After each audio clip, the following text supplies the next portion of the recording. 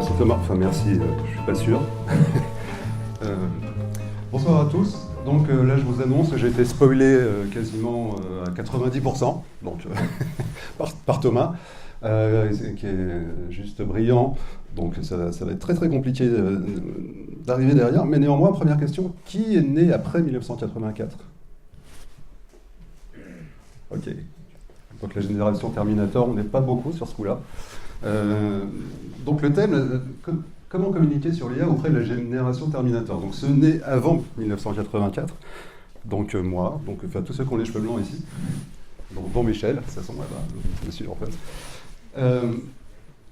Alors, donc ça c'est la question, je ne vais pas forcément apporter de réponse. Mais ce que j'ai regardé, c'est en fait, effectivement, comme le disait Thomas, il y a beaucoup de buzz sur l'IA, sur le machine learning, et donc j'ai regardé sur une année, donc 2017, j'ai regardé le nombre de mentions de l'IA. Donc vous voyez 27, bon quasiment arrondissant, 28 millions de citations sur l'IA, 640 000 personnes qui en parlent. Bon, les sentiments, 15%, 9%, on s'en fout un peu, c'est pas fiable. L'engagement, bon, ça ne veut pas dire grand-chose non plus, mais il y a quand même un chiffre intéressant, 640 000 personnes qui parlent de l'IA. C'est juste énorme, enfin, je trouve que c'est énorme. Surtout quand on voit la complexité, personnellement, Thomas, c'est génial ce que tu as dit, mais alors comment te dire que je n'ai pas compris le quart de la moitié. Et encore, bon, comme le disait Michel, tu as été un peu faible sur la tonne de bord, et tu n'as pas parlé des attracteurs étranges, donc j'étais un peu déçu sur ce coup-là. Mais bon, c'est pas grave. Et donc ça veut dire quand même que c'est le grand sujet, et effectivement, est-ce qu'il y a 640 000 personnes qui sont qualifiées, qui disent des choses intelligentes sur l'IA ? Bah, c'est ce qu'on va voir. Autre fait intéressant, donc, c'est qui et d'où la parole sur l'IA par 16 millions aux États-Unis et 7 millions entre la France et l'Angleterre. Est-ce que ça veut dire quelque chose ? Alors, il n'y a pas, je suis désolé, dans l'étude, j'ai pas la Chine. J'aurais été très intéressé d'avoir la Chine. On sait qu'ils vont très vite et très loin sur l'IA. Donc là, malheureusement, le logiciel n'a pas fait le job. Mais ce qui est intéressant, c'est qu'il y a effectivement 16 millions, 7 millions Europe, 16 millions États-Unis, donc il y a un rapport de force assez logique. Et là où je voulais en venir, c'est qu'en fait, la génération Terminator, c'est les vieux, donc nous. Et en fait, c'est eux qui parlent aujourd'hui. Et ils parlent évidemment de la singularité. Alors la singularité, vous avez bien évidemment la définition physique, je ne me risquerai pas sur elle.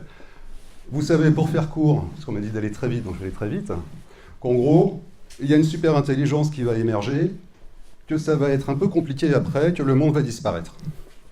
Voilà, pour faire court, parce que c'est bienvenue dans la matrice. Donc c'est une vision très anthropomorphique de la singularité. Et l'apôtre de la singularité, vous le connaissez tous, c'est Ray Kurzweil, qui prédit la singularité, donc ce moment de bascule d'une humanité vers... alors pour lui, une transhumanité, et pour les autres, la matrice. Donc la date, elle est prévue, évidemment, c'est entre 2045 et 2050. Et en 2050, ce qui nous attend globalement, c'est ça, on va tous devenir des cyborgs, à minima. Vous le savez, pour ça, il parle de l'exponentiel, et on dit aujourd'hui, bon voilà, l'intelligence, l'IA, bon, c'est pas top. Il y a le Kun, je ne sais pas comment on dit, de Facebook, qui dit aujourd'hui, on n'est même pas à l'intelligence d'un rat, ce que je trouve très méprisant pour les rats, qui sont quand même une race très intelligente. Mais bon, selon la loi de l'exponentielle, on va arriver très vite à voir une intelligence humaine. On sait tous ici que c'est pas vrai, mais c'est ce qui est dit, c'est le message. Et le message, il est très simpliste là aussi, c'est que plus ça va vite, plus ça va vite. Bon. Et ce qui est intéressant, c'est que au-delà de la pertinence réelle de ce raisonnement, c'est que, malheureusement ce qui est vendu aujourd'hui à tout le monde. Dans l'opinion publique, ça, c'est vrai.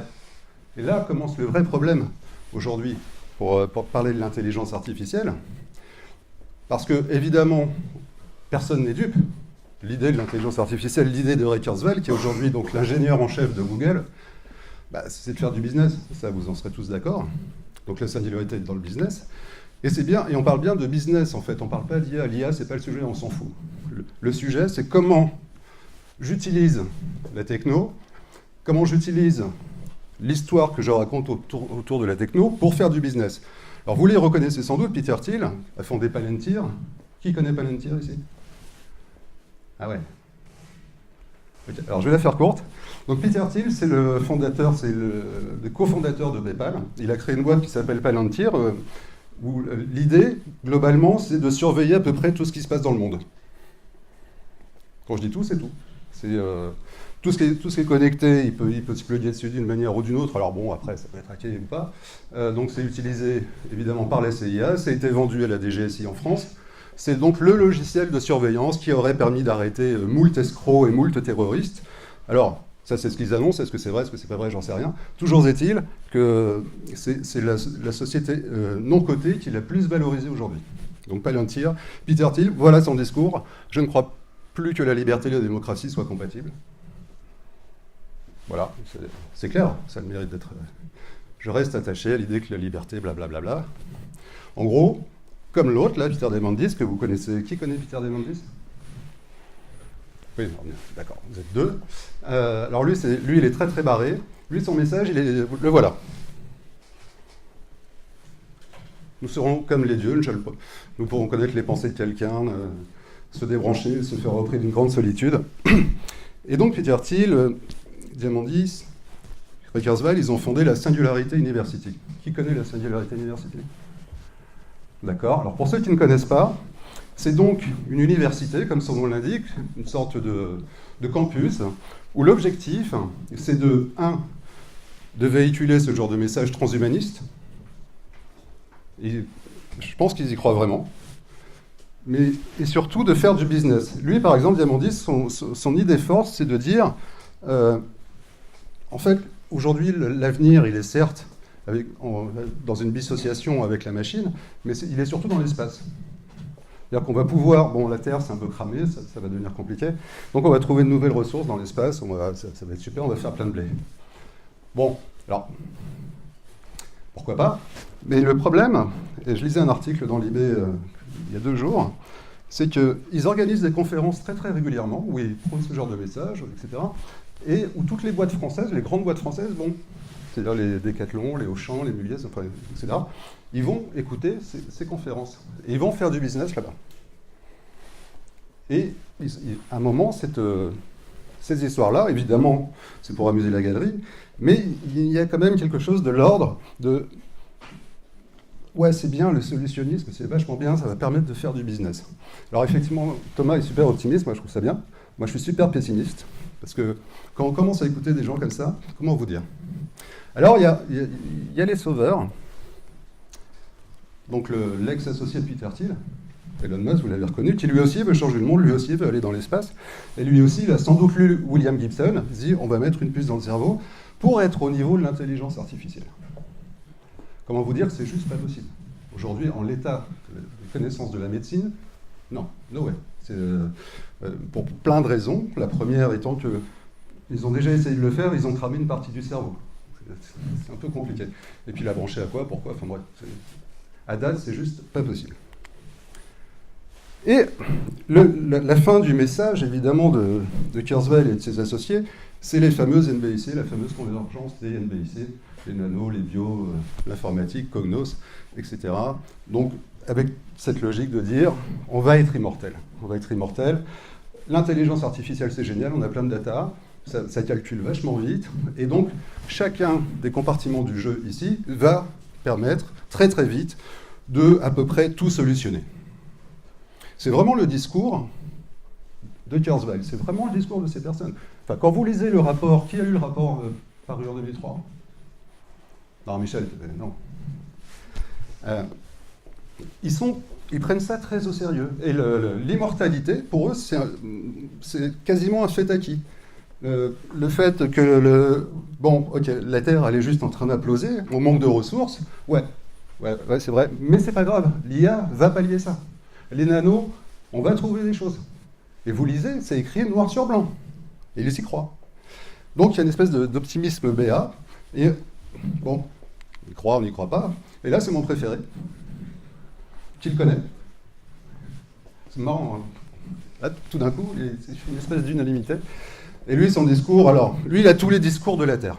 Parce que ce dont je vous ai parlé très rapidement, tous les messages des NBIC, de l'immortalité, aujourd'hui, certains l'ont oublié, mais son premier livre, c'était ça. Bientôt, nous vivrons 1000 ans.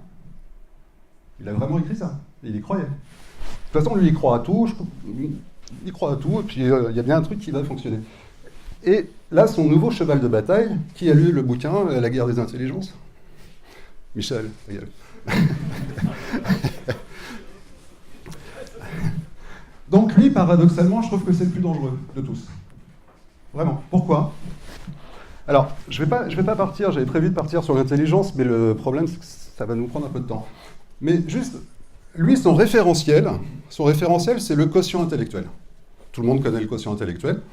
Et en gros, son message, c'est de dire, si vous n'avez pas 150 de QI, alors moi je suis mal barré, j'ai 134, ça va être très très compliqué dans le futur pour vous. Le problème du QI, c'est juste pour la petite histoire, quand il a été fondé, dans ce qu'on appelle la Vice, l'objectif, c'était de classer les différentes personnes selon un référentiel, avec une courbe de Gauss assez classique, et en fonction des résultats, de les destiner à tel ou tel travail. L'objectif du QI, de la mesure du QI, c'était ça. Et c'est toujours ça. Dire, ok, tu as 90 de QI, tu es un abruti, toi tu seras ouvrier. Toi tu as 150, tu seras physicien. L'objectif réel du QI, c'est ça. Il a été conçu pour ça. Et lui, finalement, qu'est-ce qu'il dit? Il dit, aujourd'hui, vous n'avez pas de choix, finalement. Vous devez être super intelligent. Sinon, vous serez juste... rien. Vous serez rien. Alors, vous pouvez n'être pas grand-chose et avoir un QI très très bas, mais ça vous cantonnera quand même à des tâches subsidiaires sans aucun intérêt. Et donc, en gros, ce que lui prône, c'est la fin des classes moyennes de l'intelligence. Il y a à peu près tout le monde. Donc, cet homme est dangereux parce que les gens l'écoutent. Son bouquin s'est vendu à 60 ou 70 000 exemplaires, ce qui est énorme. C'est un succès libraire, un vrai succès. Et les gens croient ce qu'il dit. Ils le croient vraiment. Alors que le problème, vous voyez bien, c'est qu'on a un problème de référentiel. C'est-à-dire que lui, l'intelligence, il réifie l'intelligence, elle est performative, l'intelligence c'est l'alpha et l'oméga. On a un vrai problème. C'est qu'il dit à peu près tout et n'importe quoi, tout et son contraire. Je ne sais pas si vous avez suivi ce week-end, il a sorti une étude australienne, ou finlandaise, je ne sais plus, qui disait que les femmes intelligentes procréaient moins que les autres. Il dit ça, c'est scandaleux, il faut que les femmes intelligentes se reproduisent beaucoup plus. Les connes, non, c'est pas bien. Non, ça, il l'a pas dit, mais il aurait pu le dire, parce que c'était quand même le sous-entendu. Et c'est évidemment parti en vrille, le timing n'était pas très bon. En ce moment, ça devient compliqué. Et là, en fait, on retrouve une bonne idée, qui est celle de l'eugénisme, comme ça, mine de rien. Et donc, on rejoint bien l'idée, à la fois des Kurzweil, des Diamandis, on est bien dans cette logique de dire, finalement, on augmente la machine, donc il faut augmenter l'homme. Et ceux qui ne seront pas augmentés, ça va être très très compliqué. Et après, je vous passe tous les détails. Donc ça, cette idée, elle est vieille. Hein. Elle date des frères... elle date du 19e siècle. L'eugénisme, c'est pas quelque chose de nouveau. Mais là, mine de rien, c'est ce qui est en train de revenir. Tranquillement, paisiblement.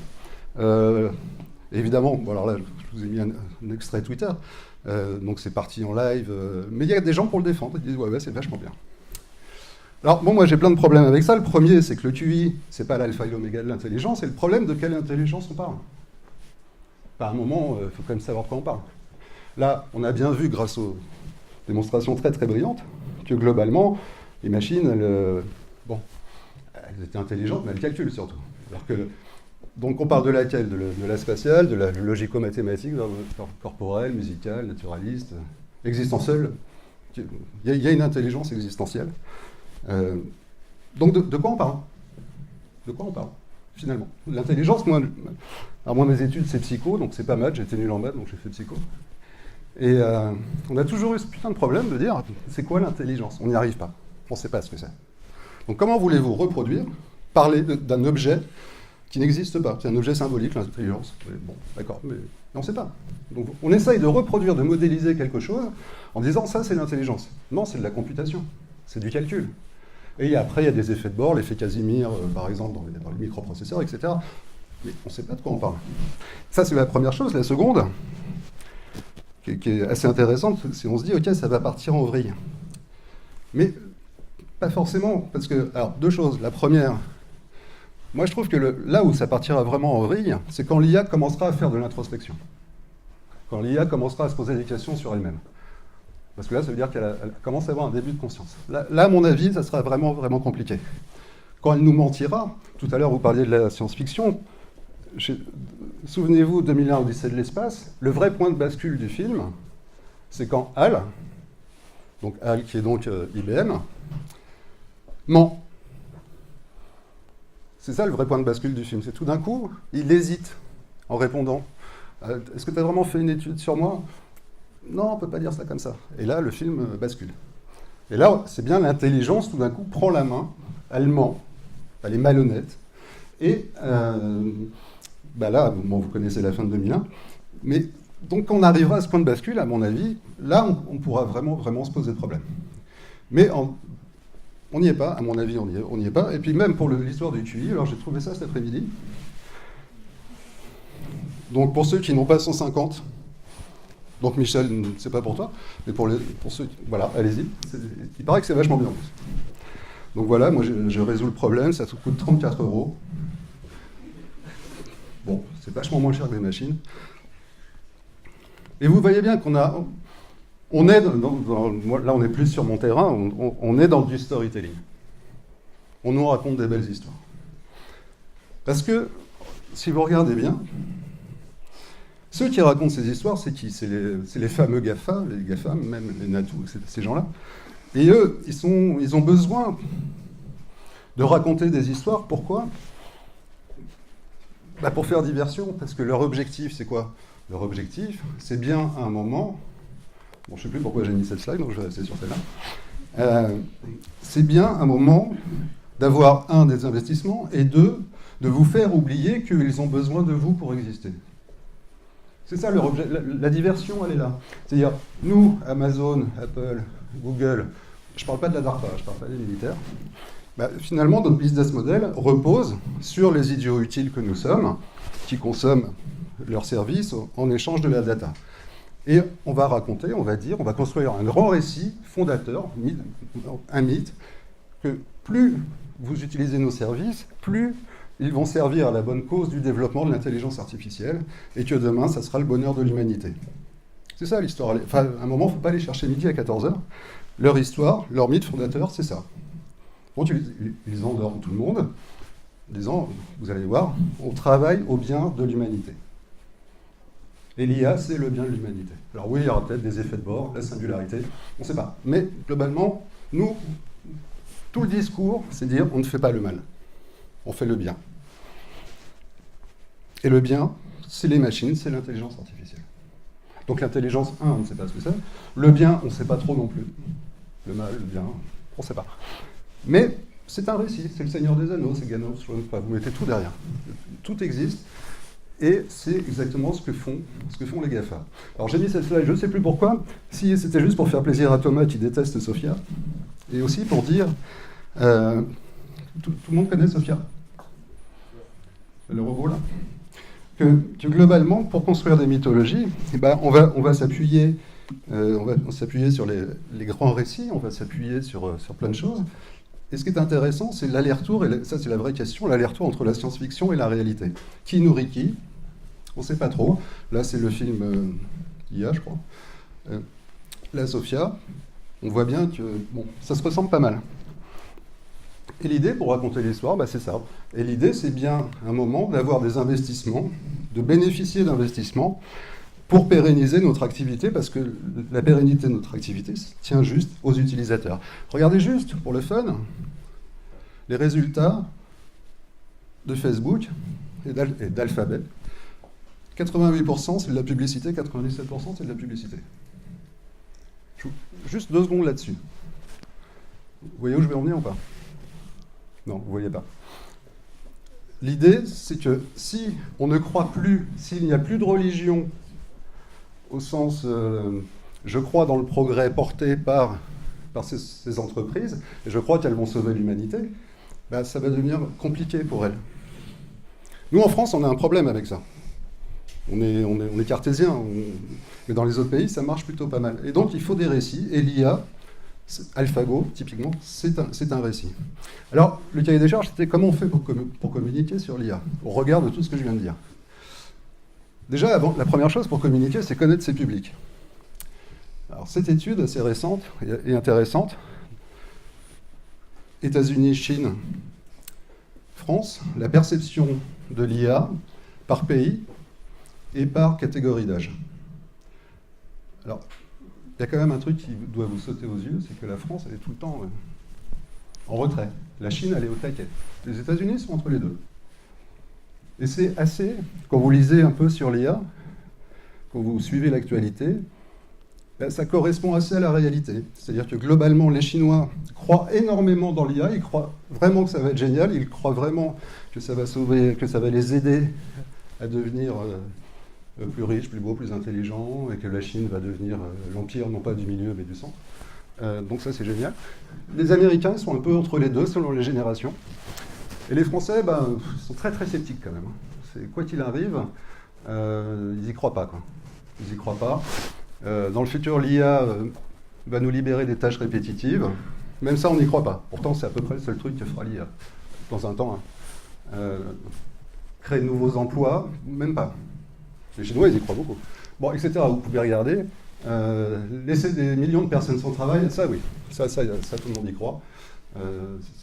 Sauf les Chinois. Donc, vous voyez, la première chose qui est intéressante, c'est ça, c'est la perception de l'IA à travers le monde. Et pareil, j'aime bien le dernier. Quand l'IA et les robots feront partie intégrante de nos vies, j'ai peur que les humains deviennent paresseux et oisifs. Là, en France, on est au taquet, quoi. 64. Je ne sais pas quoi en conclure, je vous laisse vos propres conclusions. Mais ça, c'est... Voilà. En France, on a une approche beaucoup plus critique, plus cartésienne, et on est plus angoissé par l'IA, alors que les États-Unis, Chine, ben, non. Ça va aider l'humanité à progresser. Et c'est important, si vous voulez communiquer là-dessus, parce que c'est les deux approches qui sont assez claires. C'est globalement, si je dois communiquer en France sur l'IA, je vais plutôt surfer sur les peurs, et je vais plutôt enfoncer tout ça, ou pas. Mais bon, on sait où on est. Alors que si vous communiquez en Chine ou aux États-Unis, c'est tout de suite beaucoup plus simple. L'IA, c'est bien. J'ai repris cette slide à Thomas, parce que évidemment, quand on parle de communication, comment communiquent les géants de l'IA, là je vais aller très très vite, mais eux ils s'appuient sur l'émotion. Parce que évidemment, ils renforcent cette idée que l'IA c'est quelque chose qui aura de l'émotion. C'est une stratégie émotionnelle, enfin je ne peux pas dire mieux, anthropomorphisme calculé à l'éthique douteuse, je ne peux pas dire mieux. Mais quand on raconte une histoire c'est chargé de véhiculer des émotions. Et c'est exactement ce que font tous les évangélistes et apôtres de l'IA, c'est créer de l'émotion. Vous allez être immortel et je t'aime. Le message, il est juste génial. Et ça, pour aller dans le sens de la slide précédente, c'est Replica. Qui a téléchargé cette appli? Voilà, tu fais partie des 2 millions de personnes qui l'ont téléchargé. Donc en gros, Replica, c'est une appli qui va devenir votre meilleur ami. Vous lui parlez, elle vous parle. Elle vous parle. Elle va vous sortir des vannes, elle va vous dire vous êtes beau. Elle a été téléchargée 2 millions de fois. C'est de l'IA. Enfin, c'est un algorithme gentil. Mais tout ça pour vous dire, il y a quelque chose de paradoxal dans tout ça. C'est-à-dire que l'IA nous fait peur, il va y avoir une singularité, dans 2050 le monde part en vrille. Bon, ou pas. Mais d'un autre côté, ok, on a très peur de l'IA, mais on est très seul aussi. Donc finalement, télécharger une appli d'IA qui va nous parler, c'est bien. Et ça, tout le monde l'a bien compris. C'est pour ça pourquoi on anthropomorphise? Parce qu'on est seul, parce qu'on va mourir, et parce que l'IA va nous sauver. Puisqu'on a besoin d'amour et d'émotion. C'est génial. C'est l'histoire. Là, ça va encore un peu plus loin. Parce que certes, on a peur de tout ça, mais au Japon, Erika, je vous la présente, 23 ans, elle va présenter le journal. C'est un Android, ouais, c'est un vrai. Elle va présenter le journal. Les Japonais, ils surkiffent. Donc voilà. Alors, je ne veux pas parler de la singularité, mais là, je trouve qu'on passe dans un monde un peu étrange.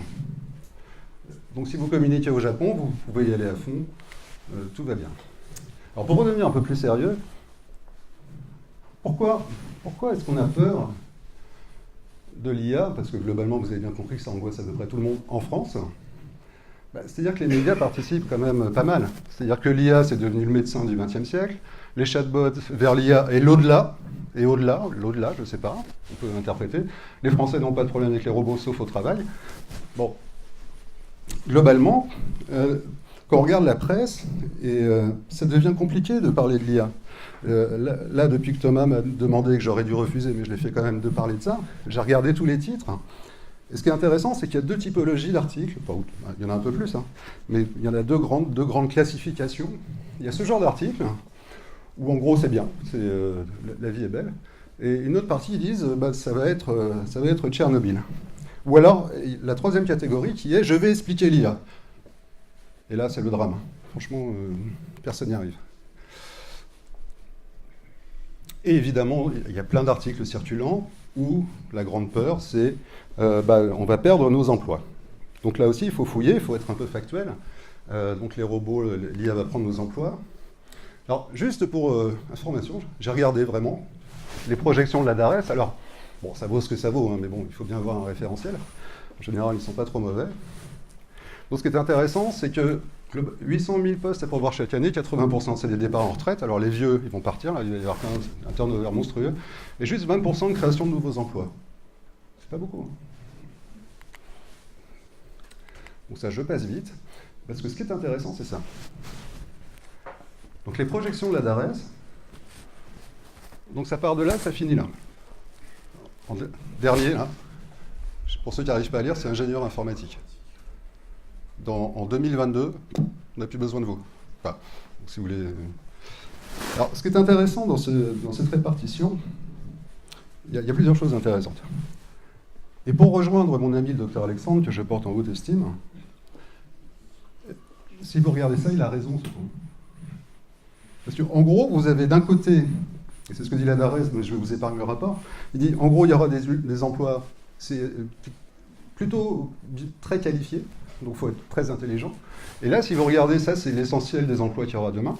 Agent d'entretien et de domicile, enseignant, technicien, assistante maternelle, enfin bref, tous les accompagnants, etc. Ça sera l'essentiel des emplois de demain. Donc soit vous êtes très intelligent, vous êtes cadre sup, soit vous ferez du service. Donc encore une fois, la classe moyenne de l'intelligence, elle va disparaître. Dans ce schéma-là. Ça, c'est des projections réelles. Je soumets ça à votre sagacité. Donc ingénieur informatique, pour ceux qui apprennent, laissez tomber, c'est marrant. Je suis désolé. Alors bon, je pense que mon temps est écoulé, donc je vais aller très très vite sur la fin. Donc communiquer, parce qu'on m'a dit comment on fait pour communiquer, quel objectif, tout ça. Donc qu'est-ce que vous voulez faire? Lever des fonds, vendre, évangéliser. Donc la première chose de la communication, c'est s'adapter à son public quand on peut. Là, vous êtes trop brillant pour moi, donc je ne m'adapte pas, j'y vais. Donc si vous voulez lever des fonds, c'est une bonne idée. Allez-y. Nouveau record en 2017. Et ce qui est intéressant, c'est que globalement, les 3/4 des levées de fonds, il y a de l'IA dedans. Donc l'IA, c'est le mot magique. Et d'ailleurs, là, c'est assez simple. Hein. Vous regardez les investissements des VC, comment vous dire que c'est légèrement exponentiel. Et là, une conférence récente que vous connaissez peut-être, Budapest BI. En gros, le message de cette conférence, si vous voulez du blé, faites de l'IA. Le reste, no way. Et la deuxième question à laquelle il faut répondre, toujours si vous voulez communiquer, c'est répondre aux questions. Donc là, bêtement et basiquement, j'ai regardé sur Google ce que cherchent les gens. Alors déjà, quand vous tapez IA, ce qui est assez drôle, c'est que le premier truc qui arrive, bon, c'est Wikipédia bien sûr, mais le deuxième, c'est Steven Spielberg. Il est sur plein d'occurrences sur la page. Bon, ça, on s'en fout un peu, peu importe. Ce qui est intéressant, c'est les questions ici. Définition simple. Ouais. Et ça devrait me faire réfléchir. Alors, la première présentation a été brillante, et se voulait simple. Bon, tu m'as perdu. Hein. Parce qu'au bout d'un moment, non, si t'es pas bon en maths, tu comprends pas, quoi. Il n'y a pas à chier. Donc ça pose déjà, il y a un petit frein à l'entrée, quoi. Et les autres questions posées, qu'est-ce que l'intelligence artificielle, blablabla. Donc là aussi, j'ai déroulé. Donc vous regardez, qu'est-ce que l'intelligence artificielle? C'est quoi l'intelligence artificielle? Qu'est-ce qu'une IA? Qu'est-ce que l'heuristique? Le machine learning, donc tout ça. Donc toutes ces questions, ça veut dire qu'elles n'ont pas de réponse. Et en réfléchissant sur le sujet, parce que j'ai réfléchi, je me suis dit, mais finalement, et là en écoutant, vous m'avez conforté dans cette idée, est-ce qu'il faut communiquer sur l'IA? Ma réponse est non, en fait. Il ne faut pas en parler. On peut en parler entre initiés. Mais vous voyez, si on revenait 30 ans en arrière, tiens, il y a un nouveau truc qui arrive, c'est des microprocesseurs qui sont géniaux. Alors vous avez du Spark, vous avez de l'Alpha, vous avez du x86. Est-ce qu'à l'époque, on a parlé, je prends les vieux à témoin, de la conception de l'architecture des processeurs? Et en quoi ça allait être génial?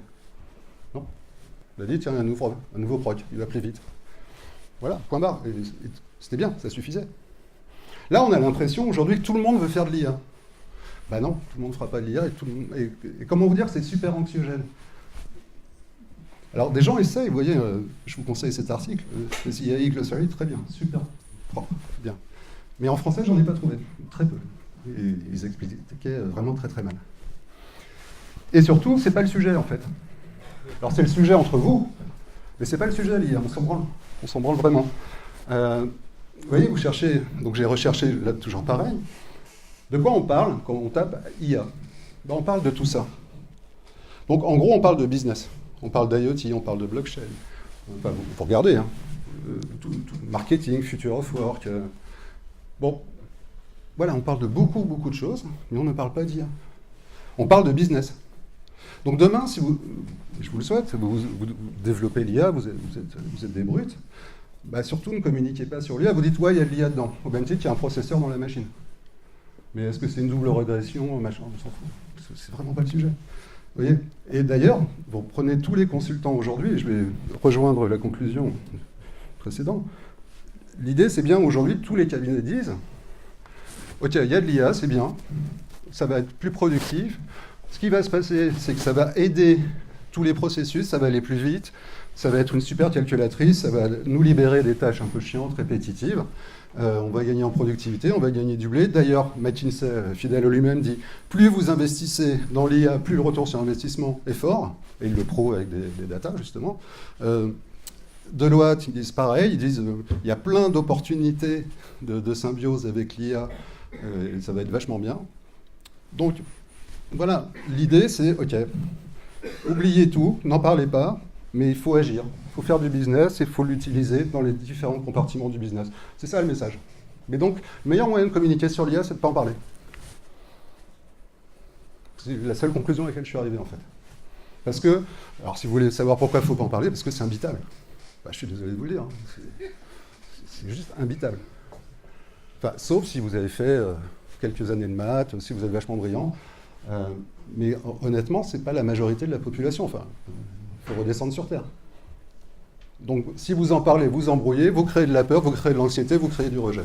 Si vous dites, à contrario, tu vas voir, là, je te mets un peu d'IA, mais tu vas voir, c'est que des algos, et tu vas gagner 30% de croissance par an avec un EBITDA de 5%, tu vas voir, ça va être magique.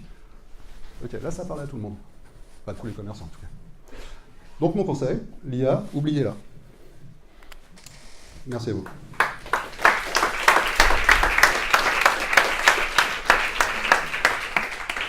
Merci Fabrice.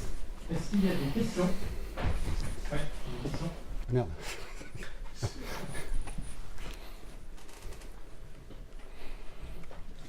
Bonsoir. Bonsoir aussi. Merci pour cette belle présentation. Merci. Je voulais justement, parce que vous parlez beaucoup de choses alarmistes et Non. tout, et Non. de grosses boîtes qui justement prennent un peu ce parti de l'IA et qui maîtrisent cette IA-là. Quelle est votre vision justement sur l'intelligence artificielle et à quoi justement elle doit servir, à contrario de justement ces boîtes-là? Alors, il y a deux enfin, si je comprends bien la réponse. Alors, je ne pense pas avoir été alarmiste. Je dis juste que j'ai juste évoqué la singularité, parce que c'est vrai que c'est quelque chose qui est en train d'arriver. Moi, si vous voulez, ça ne me fait pas flipper. Il y a le réchauffement climatique, la pénurie d'eau, ça me fait flipper. Parce que ça, c'est vrai. L'IA, comment vous dire, c'est un épiphénomène. Mais bon, si j'écoute Kurzweil, l'IA va résoudre ces problèmes. Hein. Donc, bon. À quoi ça doit servir, l'IA? Là, je suis très moyennement qualifié. Mais au regard de tout ce que j'ai pu en comprendre, donc j'ai compris deux choses. Enfin, je crois avoir compris une chose. C'est qu'en gros, l'IA, c'était du calcul. plus ou moins élaboré, avec plus ou moins de couches, avec un réseau de neurones plus ou moins étendu, avec parfois des effets de bord, mais globalement c'est du calcul, on lui pose une question, on lui assigne une tâche et elle répond à la question. Ou elle aide à la décision. Bah, pour moi, ça doit servir à ça. Et aujourd'hui, ça sert à ça de toute façon. Et demain, je pense que, je parle sous le contrôle de ceux qui savent, je pense que son rôle, ça sera ça. Ça sera embarqué dans plein de choses. Mais à mon avis, c'est pas flippant, l'IA. La première analogie qui m'est venue à l'esprit quand j'ai compris, je dis mais en fait, c'est une putain de calculatrice, quoi. C'est une calculatrice géante qui prend des décisions. Parce qu'on veut tellement anthropomorphiser l'IA, on lui prête tellement d'intention qu'il y a un delta énorme entre le fantasme, le mythe, et la réalité. Moi, je préfère parler effectivement d'attracteurs étranges, de théorie du chaos, c'est déjà tellement poétique, alors que l'IA, c'est chiant, c'est solutionniste. Merci. Voilà, c'est un sujet chiant, pour moi. Ça n'a pas grand intérêt, pas plus d'intérêt que quand je parlais des processeurs tout à l'heure. Ah, ce processeur est cadencé à 266 MHz. Ouh. Sans branle. Non, franchement. Bah là, pareil, l'IA, elle a gagné au Go. Alors oui, en termes de combinatoire, pour qui joue au Go, c'est génial. Mais so what? Ça ouvre des possibilités. Enfin, si on écoute Kurzweil, Diamandis, Musk et tout le monde, ça ouvre des possibilités énormes, bien sûr. Bien sûr que ça ouvre des possibilités. Mais on ne sait pas lesquelles. Et puis, moi, je suis assez pour Alors, la seule note d'optimisme que j'ai, merci Thomas, c'est effectivement, on ne peut inventer quelque chose qu'à la hauteur de nos envies, nos besoins. Et comme nos besoins sont finalement assez faibles, en fait, si vous réfléchissez bien, c'est relativement fermé, donc tout va bien. Mais encore une fois, l'idée, c'est que sur les géants, c'est eux qui ont besoin de vous. Enfin, si vous voulez, bon, il y a Google, mais Amazon, enfin, moi, il y a un truc qui me fait flipper, c'est les assistants vocaux. Enfin, de dire, ok, j'installe un assistant vocal chez moi, globalement, il écoute, hein, il est jamais en position organe, et tout ça est traité, enfin, ça vous fait pas flipper? Moi, je sais pas. C'est-à-dire, là, on est vraiment dans cette logique libertarienne, dire, ok, chacun pour soi et Dieu pour tous, et on arrive petit à petit vers un état totalitaire. Mais l'IA, c'est au service d'une forme de totalitarisme. Le totalitarisme du solutionnisme, de la data. Les Chinois, vous avez vu, ils sont super heureux, ils sont super contents, etc. Vous avez vu le déploiement de la solution qui reconnaît tous les visages. Ils sont contents. Enfin, c'est Black Mirror, enfin, je sais pas. Ce qui est assez étonnant, et vous voyez, c'est les vertus du storytelling, que je vends par ailleurs, c'est bien qu'à un moment, on dit, regardez, vous allez être noté, vous allez être reconnu, vous allez être évalué en temps réel, en permanence, et en fonction de ça, vous travaillerez ou pas, vous serez marié ou pas, vous aurez des enfants ou pas, vous serez assuré ou pas. Et tout le monde dit, c'est génial, c'est top. C'est l'IA, c'est waouh, allons-y, soyons fous. Ok, comment vous dire? Première slide, Terminator. C'est assez drôle, je ne sais plus si c'est la CIA ou le FBI, enfin un des deux, ils ont monté un réseau sur l'IA qu'ils ont appelé Skynet. Et les allers-retours, ils sont drôles. Mais bon, là, c'est bon, on y est en fait. On y est. Parce que l'IA, c'est juste aussi, et là c'est la version plus parano, c'est aussi le prétexte à ce qui est en train de se passer en Chine. C'est aussi le prétexte à cette montée insidieuse, toute douce, toute gentille, au nom de la techno, au nom du service, de la surveillance, de l'exploitation. Enfin, je ne vais pas faire mon anarcho, mais c'est quand même la promesse, si vous regardez bien tout ce qui est écrit, si vous êtes dans la dystopie, mais gentille, une dystopie gentille, c'est-à-dire on va porter les choses un peu au bout, c'est comme ce vers quoi on tend. On tend vers ça. Enfin, on y est déjà, en fait. Donc, moi, je ne suis pas optimiste du tout, perso. Parce que l'humain, comment vous dire? Effectivement, l'IA, c'est des humains qui la programment, c'est les humains qui s'en servent, et jusqu'à plus ample informé, bon, ben voilà, l'insingularité, elle est en nous. Bah, c'est bien ça.